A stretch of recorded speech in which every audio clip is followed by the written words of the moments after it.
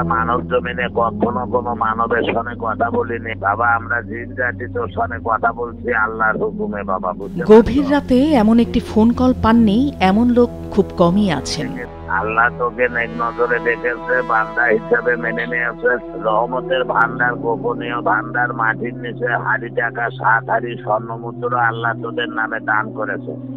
এই সম্পদ 4 হাড়িতে আছে স্বর্ণ অলঙ্কার, 3 হাড়িতে কাঁচা টাকা, এর সঙ্গে আছে 7 রাজার ধনমানিক। এই মহামূল্যবান সম্পদ আল্লাহ তোর নামে দান করেছে, এটা তোদের ঘরে ভাসিতে হবে, বল আলহামদুলিল্লাহ। সম্প্রতি জিনের বাদশা পরিচয়ে ফোন আসে ঝিনাইদহের বিথি খাতুন নামে এক প্রবাসী স্ত্রীর কাছে। কোরআন শরীফ কেনার নামে দাবি করে 20,000 টাকা, না দিলে ধ্বংস হয়ে যাবে বলে ভয় দেখায়। এক পর্যায়ে বিথি খাতুন ওই টাকা বিকাশের মাধ্যমে পরিশোধ করেন।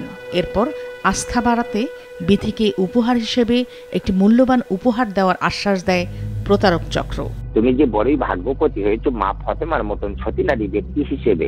মহান আল্লাহ পাক রব্বুল আলামিন এই মানব পৃথিবীতে মাটির তলকার পড়ে থাকা দানিত্ব গোপনীয় সম্পদ তোমার 4 ইঞ্চি নসিবে দান করেছে মা। যদি মেনে চলতে পারো পৃথিবীর বুকে যতদিন বেঁচে থাকবি মা, কারো গোলামি করতে হবে না, কারো চাকরি করতে হবে না মা। গতকাল দুপুরে শহরের কেন্দ্রীয় বাস টার্মিনাল এলাকায় বিথিকে ডেকে নেয় এবং হাতে আসল স্বর্ণমূর্তি দেওয়ার কথা বলে দেয় একটি নকল মূর্তি। ঠিক এ সময় প্রতারক চক্রের 3 জনকে হাতে নাতে আটক করে Jhenaidah cyber crime investigation cell. কথিত জিনের বাদশা পরিচয়ধারী আটকরা হলেন গাইবান্ধার গোবিন্দগঞ্জের নূর আলম, মামুন হোসেন ও সাইফুল ইসলাম।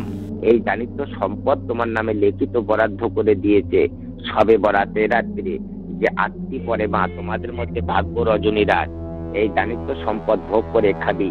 জিনের বাদশা পরিচয় দিয়ে বিভিন্ন সময় মানুষকে ভয়ভীতি দেখিয়ে কিংবা ধর্মীয় অনুভূতির দোহাই দিয়ে একটি প্রতারক চক্র কোটিপতি হওয়ার স্বপ্ন দেখিয়ে আসছে অনেক বছর ধরেই।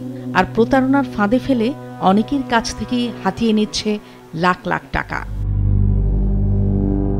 মাছরাঙা নিউজ ডেস্ক।